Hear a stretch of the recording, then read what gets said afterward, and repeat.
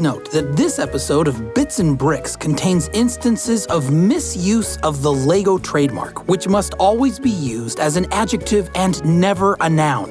As a reminder, it is never appropriate to refer to the company that designs and produces Lego brand products as Lego. Rather, the correct name for the company overall is the Lego Group.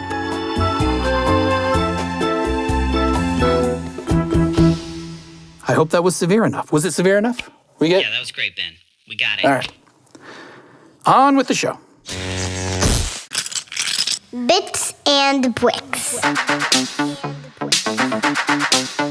Welcome to Bits and Bricks, a podcast about all things Lego games. I'm Ethan Vincent. And I'm Brian Crescenti. Together, we look back at the rich 25-year history of Lego games, chat with early developers and seasoned studios who have all tackled the creation of video games for one of the most popular and respected toy companies in the world, the Lego Group.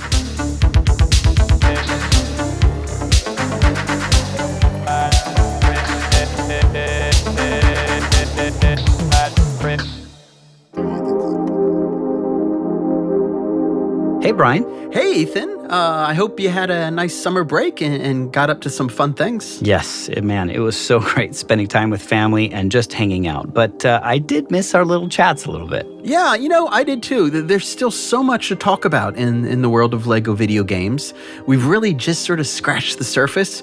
And fortunately for us, and hopefully for you, listeners, our Season 3 kickoff this week is a great example of all the stuff out there that we haven't talked about before. Yes, and we are super excited because we're talking about Junkbot, the early days of the Lego.com website where it lived, and how the New York game dev scene so deeply impacted the look and feel of both the website and those really neat web games. Yet Junkbot was such a cool game when it hit Lego.com back in 2001. It combined the inherent creativity and core building nature of Lego bricks with the distinct New York dev scene aesthetic. Instead of putting you in control of the eponymous Junkbot, a sly-looking, trash-eating robot who always seems to be giving you the side-eye, players have to build a safe path for the machine so it can eat up all of the trash cans on that level. Oh, yeah. Basically, you spend your time picking up Lego bricks and then plopping them down to form platforms for Junkbot. In many ways, the gameplay is very similar to that stunningly beautiful Builder's Journey, a game that Ethan, you and I have talked a lot about, which has you plucking up Lego bricks and moving them around to empower the journey of a father and son who are made up of Lego elements. 2001's Junkbot was so popular that fans have found ways to keep playing it even though it dropped from the site more than a decade ago, and the software used to play the game is no longer officially supported anywhere. Junkbot even has some superfans within the Lego Group. The little bot Junkbot, or references to it, have popped up in an Ninjago theme set and the Haunted House set as well. But before we dive into the game's creation, it would help to have a better sense of where it came from, to explore the roots of the New York City game dev scene in the years leading up to Junkbot's release, and how that led to not just Junkbot, but also many of the creations on Lego.com. Yeah, it's really fascinating, Ethan. Despite being a hub for media, art, and finance, New York City still doesn't have a major AAA game development scene, at least not like you'd find on the other coast in places like San Francisco and Los Angeles. Now, that doesn't mean that there isn't a thriving community of game makers in the Big Apple, just that development in the city has taken on a different form than on the West Coast. So New York City is home to the headquarters or offices of some major publishers like Avalanche and Take-Two and Rockstar Games. There's also a thriving mobile game development community. And of course, when major media companies like Viacom or the New York Times start looking into game development, they usually start in New York City. For purposes of our story, though, the most relevant elements of the New York game scene are tied to the universities, art scenes, and advertising. Back in 1995, Word magazine went live online. It was this amazing website that pushed hard on the edges of interactive experiences, mixing together stories, interviews, games, music, and the like to deliver this experimental content. We published a lot of literary nonfiction and autobiographical nonfiction. But we also had a lot of interactive experiments, like motion comics and flash animations and sort of audio experiences and things like that, because we were in this experimental early days of the web trying to figure out what's the best way to use this new medium. This is Naomi Clark, who was an editor on the website back in the late 90s. She said she eventually convinced the editor-in-chief at the time to have the website try its hand at publishing an online game. Initially, the idea was to create a multi-user dungeon, or MUD, which was basically a text-based precursor to today's massively multiplayer online games like World of Warcraft. But as more people came onto the project, the idea began to shift. As producer, Naomi Clark brought on lead programmer Ranjit Bhatnagar, art director Yoshi Sodioka, and game designer Eric Zimmerman to create the game. Bhatnagar was making a name for himself at Word with his technology experiments at the time and pushed the team to create the title on Macromedia Shockwave. The group also started looking at card games for inspiration. It was out of this collection of creators that Sissy Fight 2000 was born, a cute online social game that had players taking on the role of little girls in a playground striving to maintain their self-esteem while lowering the self-esteem of their playmates. The game was a surprisingly massive hit for Word.com.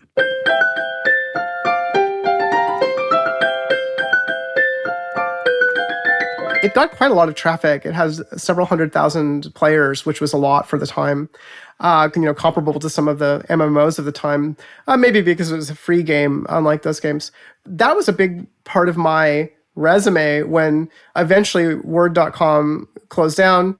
When Word.com closed down, Naomi found herself looking for a job and discovered an ad from the Lego Group for a new office they were forming to, among other things, support the expansion of the official Lego.com website. Sissy Fight was a huge part of my portfolio, saying like, I did this pretty groundbreaking thing. Nobody had really made a game that you could play with other people on the web before that. There were maybe a few small experiments, but it was definitely the biggest one that had ever been made at that point. So if I had to guess one reason that the Lego Group hired me, it was probably because of that game. I went to work for the Lego Group, and Ranjit and Eric, along with another collaborator of theirs, Peter Lee, started Gamelab to make more small games. Lego.com launched on March 22nd, 1996, but it was a very different sort of website than what you find online today. Well, the very early versions of Lego.com were, I think, just a little bit like, almost like seeing a scan of the catalog, right? Just showing a bunch of products, mostly static images of products of various Lego sets. And at some point, I think a little bit before I started, the Lego.com shop opened up. So they opened shop.lego.com, and it was a pretty early e-commerce website, in the 90s. By the late 90s, those kinds of e-commerce projects had started to get a little bit more sophisticated. But it wasn't anywhere near as smooth as today's online shopping experiences are. So it was an early experiment. But when I started, which I guess was, it's probably around 2000, we started working on a new type of website underneath the umbrella of Lego.com. I think the first big project I worked on was Bionicle, which was also kind of a shift in how the Lego Group was marketing products. There were a lot of people across multiple continents working on the storyline and the animation, sort of displaying the characters in Bionicle. And the group that was working on Lego.com, we put together a pretty complex website that had multimedia and animation of the characters and lots of deep information about the story world. The tremendous response to Bionicle's Matanui online game, which was developed by Templar Studios for the website, helped to convince the Lego Group that it should invest in more games for its website, Naomi said.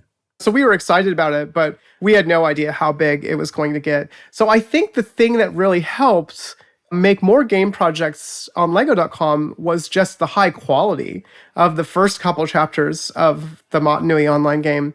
Because you could see it, even without Bionicle growing to be the enormous toy and transmedia craze that it became. everyone could kind of see, oh, there's some real potential here. And the budget was not enormous. It was larger than a larger budget than the Lego Group had spent on online games in the past, but it justified itself very clearly in the storytelling and the production and the visuals. So I think that it really did spark another era. The first step in that era of bringing more web games to Lego.com had Naomi diving back into the New York game development scene. Yeah, so the New York game development scene, I think it was just starting to grow and get bigger around that time. I guess these were studios that were making what later came to be called adver games. They were small Flash and Shockwave games that were usually part of an ad campaign. And all sorts of different products were making games back in those days. Like, I'm not sure if it exists in quite the same way now, right? But, Colgate toothpaste was putting out a new line of toothpaste, and they had ads that were showing up on cartoon shows on primetime about, I don't know, their new Berry Blast toothpaste or something, right? I'm just making this up. They would have a game that was like a Berry Blast toothpaste game on Colgate.com.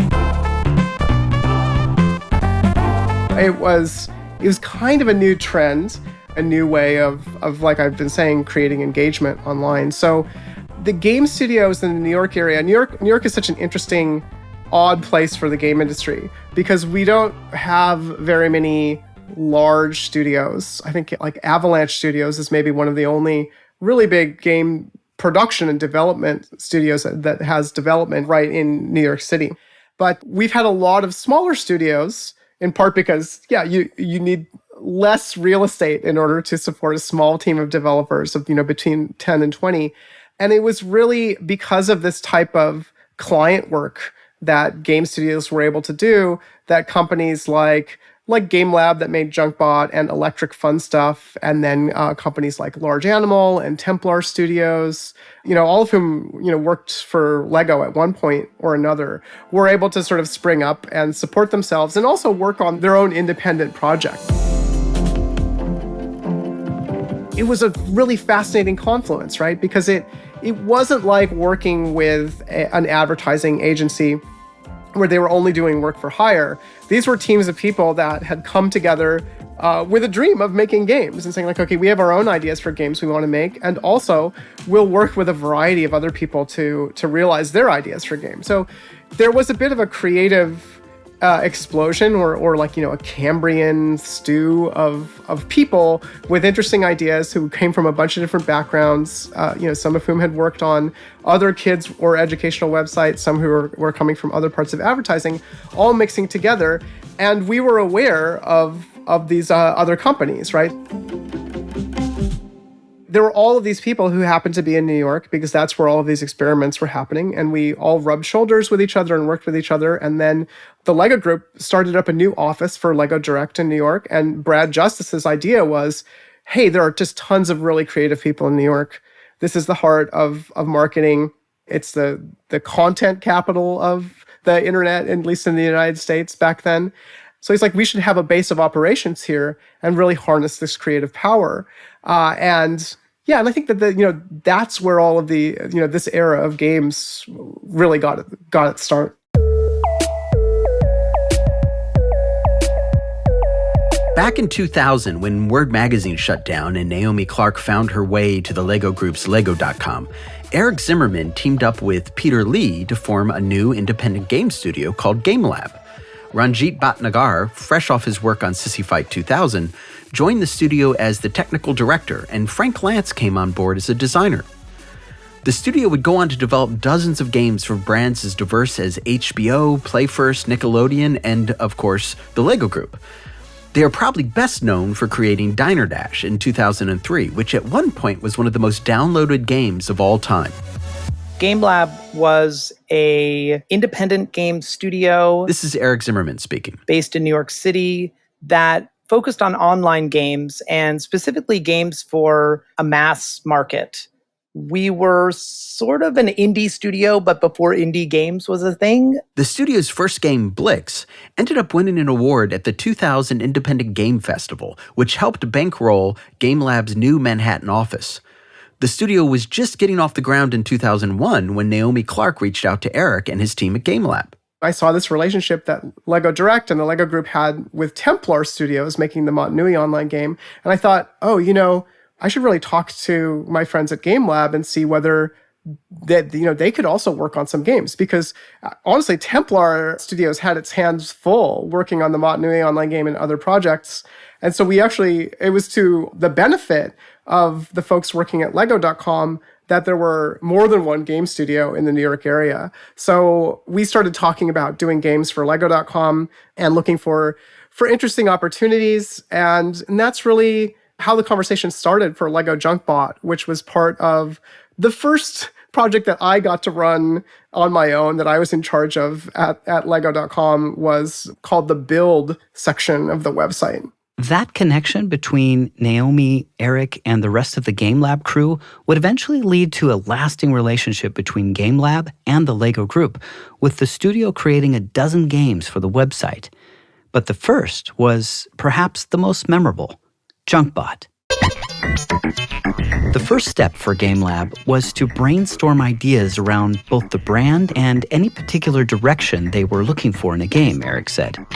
Eventually, the studio came up with a 2-part pitch document. Oh, yeah. One part is what we called the play values. These are sort of like the design pillars or principles that were behind the concepts that are in the second part of the document. But for the Lego Group, those design values usually ended up being things like modularity, imagination-based play, open-ended problem solving, construction and engineering. So those abstract values we would then, in the second part of the document, translate into a handful of concepts, usually 3 to 5 different concepts. But we brought to the Lego Group a handful of concepts based on those play values, and then they would basically pick one.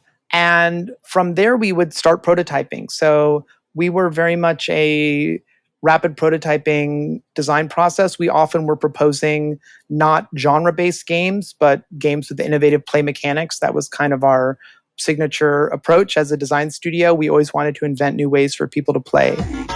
In the case of Junkbot, the concept that Lego selected was about a character that walked on its own in a sort of a 2D platformer kind of world, and that you were building staircases and moving Lego bricks around to kind of help them get around. So that core idea, I'm pretty sure, was the basis of what we proposed to the Lego Group.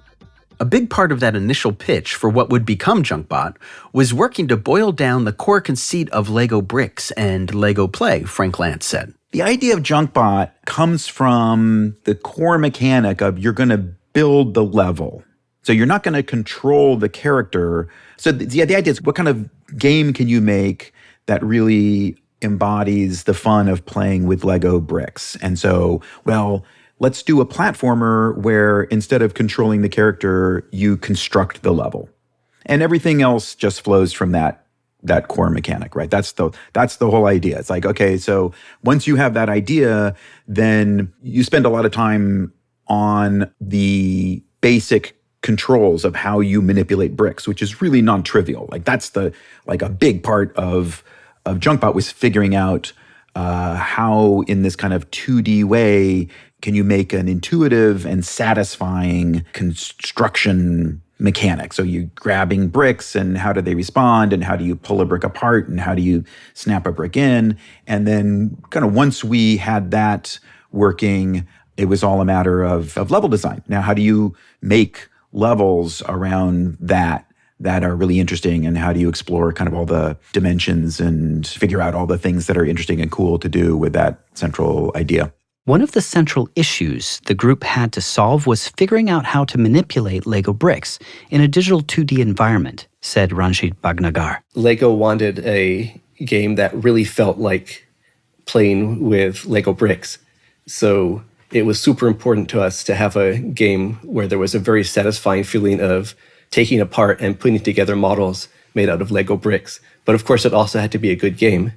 And this is exactly the kind of thinking that Eric Zimmerman is really good at and Gamelab as a whole is really good at. So I'm sure I can't say after all these years, but I'm sure we had tons of brainstorming meetings talking about possibilities for how do you make something that feels like pulling apart and sticking together these Lego bricks, but also then becomes a really challenging and interesting and fun game. And we also worked with a wonderful composer and sound designer, Michael Sweet.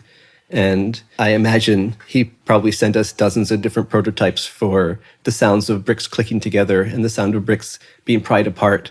And we picked our favorites of those with a lot of testing on the screen to see how it was.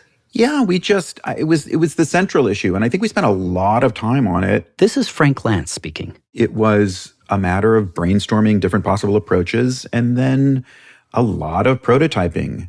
Ranjit Bhatnagar was the main engineer on that project, and Eric Zimmerman and Peter Lee and we just spent a lot of time prototyping different ways of having the cursor interact with the objects and having kind of interpreting gestures. What happens when what happens if you grab an attached Lego and pull it left and right? Nothing should happen, really. What you want is to grab a Lego, and when you pull it up, it should kind of like pop off. And then there's the kind of underlying physics of which Lego bricks are free to grab at any time. So you have this kind of recursive logic of trying to interpret what the real world does kind of automatically by the limitations of the physical properties of the bricks. You had to kind of embody in the behavior of the system. So we just prototyped it a lot. And then I think once we had something that felt right, we just kind of tuned it until, we had the core system. The team also worked closely with Naomi Clark. Here's Frank Lantz again. She had a kind of vision for the kinds of games that they wanted to make. And I think the basic idea was it was kind of still early days of the web, and people were kind of figuring out what the web was good for and what were the kinds of things that your website should have on it. And the idea of like just having free games on your website was the idea. And so we worked really closely with Naomi, who was kind of really interested in making games that were genuine expressions of the fun of Lego bricks as a toy. Not just game experiences that were thematically, related to Lego bricks, but really game experiences that explored the same kinds of play patterns. And so that was the idea. Like it was genuinely like a chance to kind of do some design thinking around what would be a video game that really kind of felt like the fun you had when you played with Lego bricks. Eric Zimmerman said the challenge of perfecting the Lego brick interaction remains one he recalls clearly, mostly because it came with a big lesson in game design in general. There's always challenges, but there was one really, really big challenge with Lego Junkbot that I still remember to this day because I learned so much from working on that game. So we initially prototyped the core interaction, which is what it is now. You click on a brick, you can move it around. It was actually very tricky, the logic of like, if I click on this brick, which bricks does it attach with, what was intuitive, what was not intuitive, because now you can take a whole stack of bricks, build a staircase and then move the staircase if you click on the bottom brick, so you don't have to go one by one by one. We initially had it just brick by brick, and we realized that's really tedious. We want to move more bricks around. So we knew that it was going to be about getting an autonomously moving character around. So we liked that idea that Junkbot really has life in this. You don't control Junkbot directly. You just manipulate the environment Junkbot is in, and Junkbot kind of bounces back and forth like a happy-go-lucky robot that he is, and he just wants to take out all the trash in each room of the factory. So we had checkpoints. I think maybe they were just flags at the beginning, not really garbage. And we had some levels that we started designing with, places you had to go up, places you had to go down. And the big challenge was that the game was boring. It was kind of like, oh, we get it. Like we can move Junkbot around. And we started trying different levels, more intricate places, things where you had to be really clever. And it was just boring.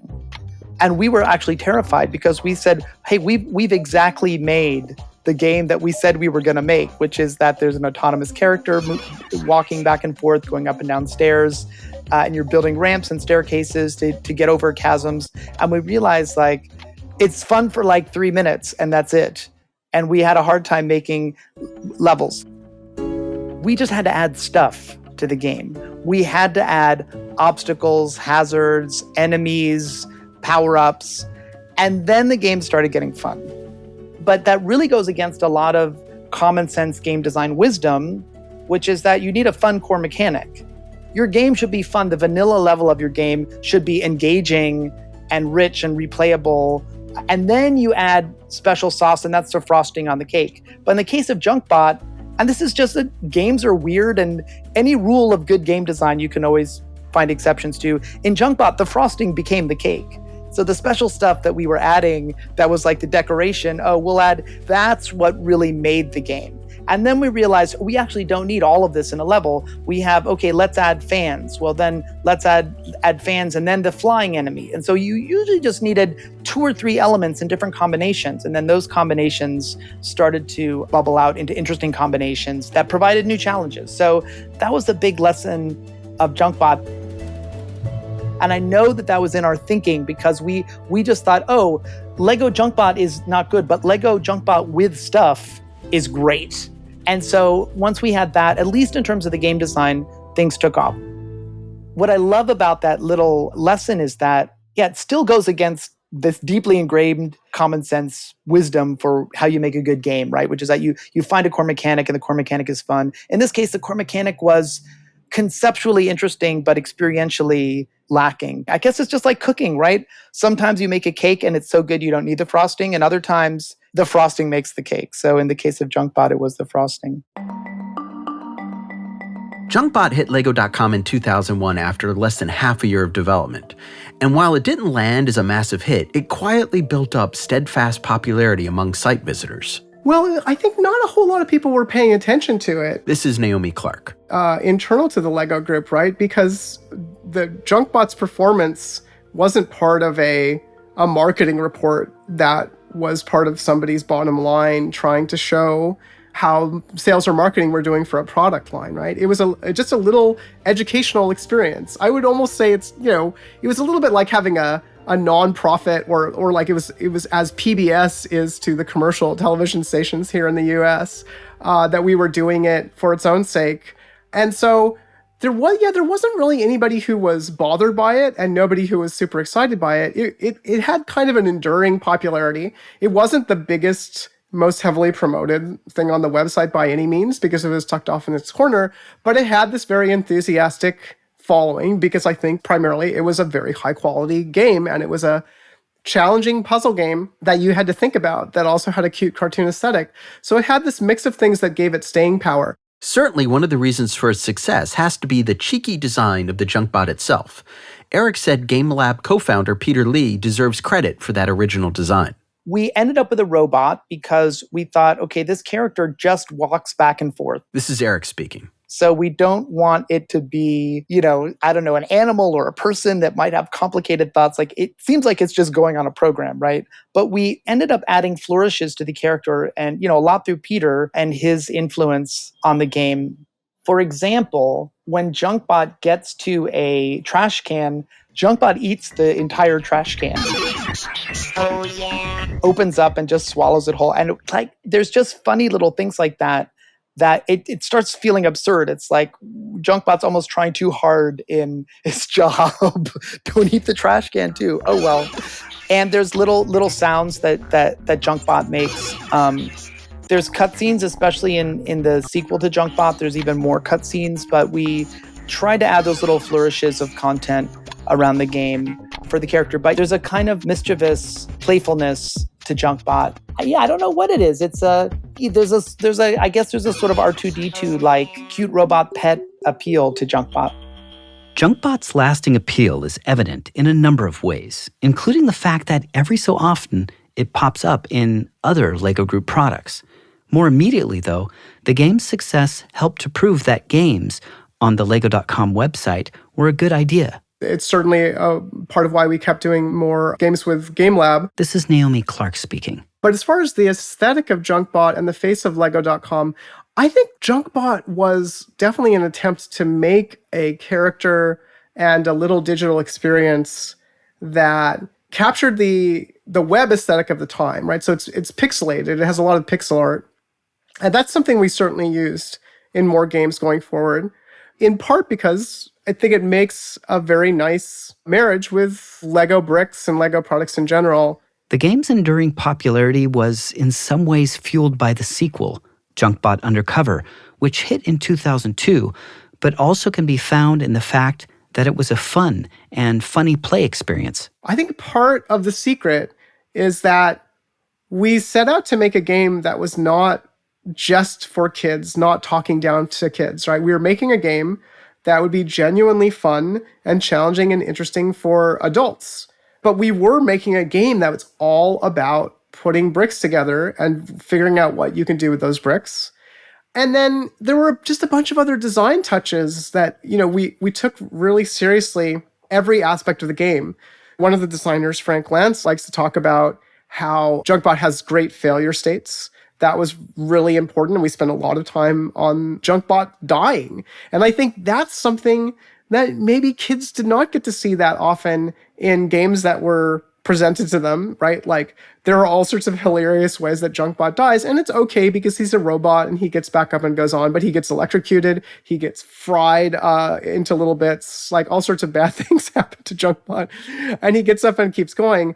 But that kind of Looney Tunes, like, it's not really violent, right? Because games from the Lego group are not violent, but they're funny, they're comical, and they give you this idea of like, oh, okay, there are some cartoony stakes here, and they're challenging. So we were really pushing hard on kids having to figure out how to solve these levels themselves.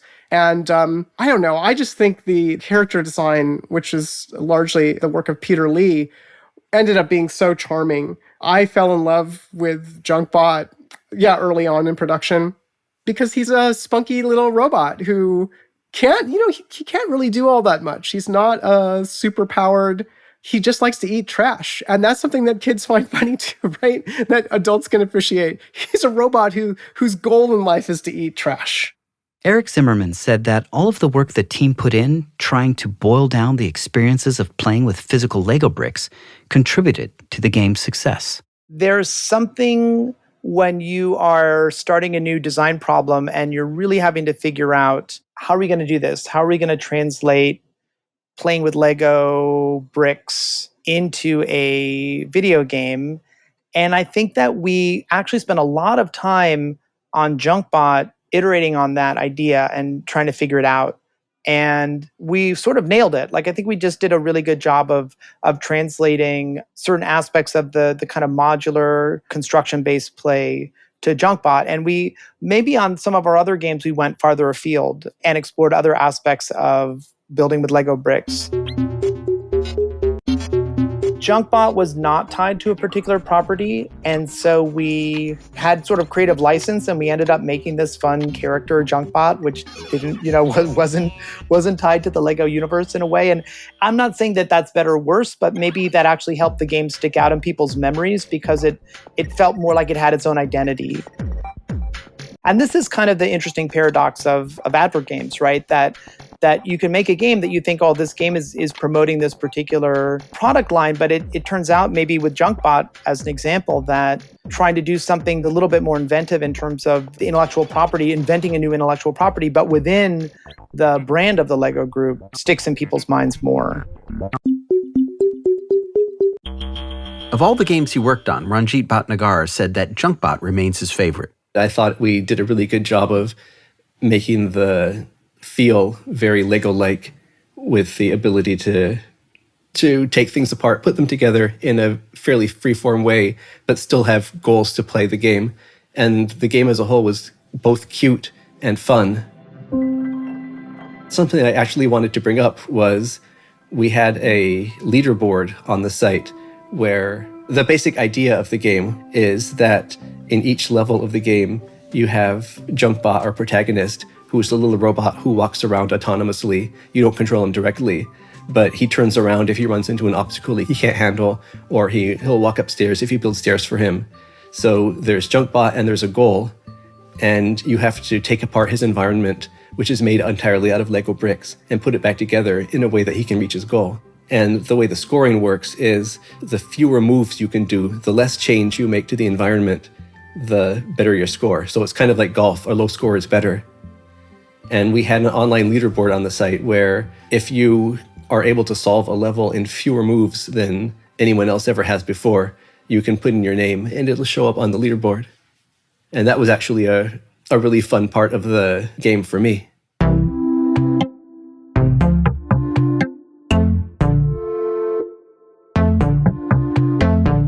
So the studio Gamelab would go on to create dozens of games for Lego.com, including a sequel to Junkbot called Junkbot Undercover, which features gold bricks, walking trash cans, and friggin' laser beams. Nice. The studio shut down in 2009, but not before spinning off a non-profit Institute of Play, which worked to inject more games and play into education. These days, many of the people involved in Gamelab and Junkbot's creation can be found at New York University's Tisch School of the Arts, working in the prestigious art school's Game Center.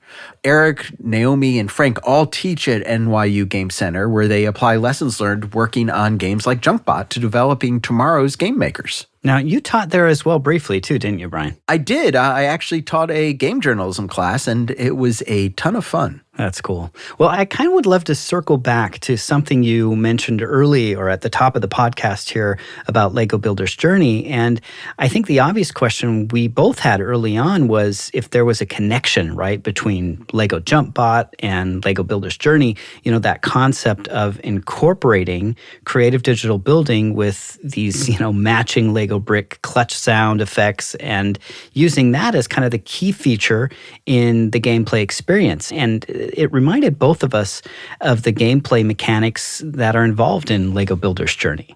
Yeah, you know, you're right. It's amazing how similar the mechanic is between those two games. And there are people even that we spoke to who think that Junkbot himself makes an appearance in the game. Unfortunately, that's not true. I actually spoke with Karsten Lund, the creative director of Builder's Journey, about it, and he said he actually hadn't heard about Junkbot until after Builder's Journey was designed, and someone at the Lego group pointed out that this other, much earlier web game existed. That's crazy. I would have thought that Karsten would have known that. So to me, that's also quite remarkable to hear that he wasn't aware. And again, it kind of fascinates me, this idea of just how intuitive the gameplay experience is with, you know, these digital bricks.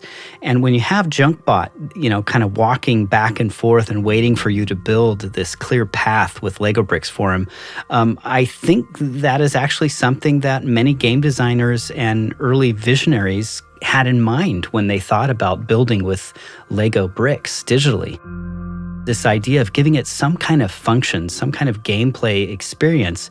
And Junkbot sure does that, and Lego Builder's Journey does that. And to me, this is kind of the beginning of some really interesting play with Lego bricks in this functional kind of game space of giving the Lego bricks a clear purpose when it comes to playing. I really love that. Yeah, you know, I think you look back, or listen back in this case, to what Frank Lantz said and his discussion about how they came up with this concept for Junkbot and the fact that players actually don't really have agency. They're not controlling Junkbot. They are instead creating his path, and how similar that is to Builder's Journey. I can't help but think that 2 decades apart, you have these really thoughtful game designers sitting down and trying to figure out what is at the core of Lego bricks and play and creation, and how can you translate that into something that's fun and not just an interesting experience, but one that really does capture the feeling of playing with Lego bricks. And I love that they essentially, again, 2 decades apart, came to the same conclusion and created 2 very different sorts of games with the same sort of idea at its heart.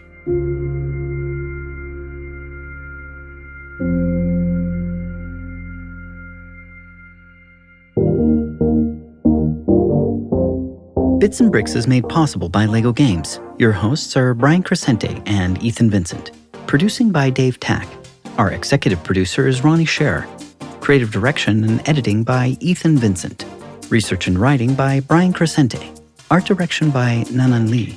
Graphics and animations by Manuel Lindinger and Andreas Holzinger. Mixing and sound design by Dan Carlisle. Disclaimer voice is Ben Ungren. Opening's child voice is Milo Vincent. Music by Peter Premer, foundermusic.com, excerpts from Lego Junkbot and Lego Junkbot Undercover, and Enric Lindstrand from the award-winning game Lego Builder's Journey, which you can play on Apple Arcade, Windows PC, and Nintendo Switch.